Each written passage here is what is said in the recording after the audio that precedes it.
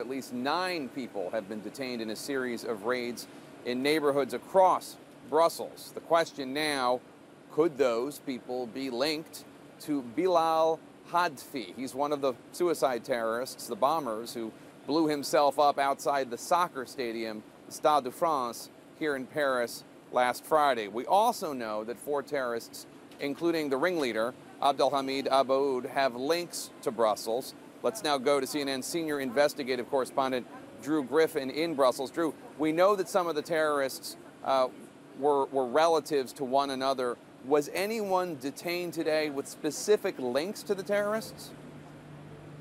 The short answer, Jake, is we just don't know. Police here have up to 48 hours to either charge or let these people go. They have only promised an update on the situation sometime tomorrow. But as you said, at 6 of the locations, they picked up 7 people specifically connected to Bilal Hadfi, one of those suicide bombers. And what's troubling about that is the Belgian authorities have known about Hadfi and been investigating him since early in 2015, when they believed he had gone to Syria. And in fact, up until last Friday, Jake, they thought he still was in Syria.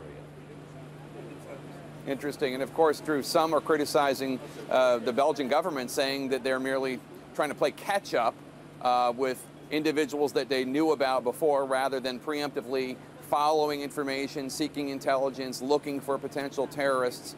How is the Belgian government reacting to the criticism?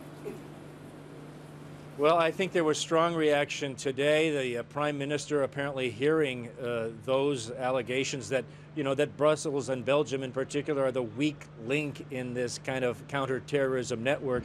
In a speech this morning, Charles Michel, he said he is going to pledge much more support in fighting terrorism. Here's just a few words of what he said this morning. Hour after hour, receiving the maximum amount of information with full cooperation with the French authorities. The crisis center and security cells met on several occasions, sometimes, urgently, to make decisions, reinforce strength, security and controls at the French border and guards. Local police received instructions in order to increase the vigilance levels. Michel announced that he's going to increase strength in the security forces. He's also going to try to do more to stop Belgians from going to ISIS and joining the fight. And then he vowed that any Belgian who fights for ISIS and tries to come home to Belgium will now be coming home to a prison cell, Jake. So they're trying to talk tough, but as you said, they are indeed playing a lot of catch-up here.